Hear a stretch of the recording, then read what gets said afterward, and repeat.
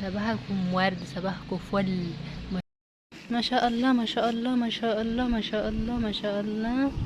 الورد الجميل ما شاء الله. الله اكبر. كاين زرعين شجرة زي مزرعة ورد ما شاء الله. كايت واحدة زرعت بقيت كده اهو. بصوا ما شاء الله بالو وقولوا ما شاء الله ما شاء الله على الورد الجميل. አያችሁት ይሄን አበባ ሲያምር ወላሂ ሁለት ሶስት ቀን ሆኖኛል እንትን ወጥቼ ካየሁት። አሁን አጋጣሚ ሳልፍ አይቼው ነው። ሲያምር ማሻአላ በሉ ማሻአላ በሉ። ደስ ይላል። ታያችኋል።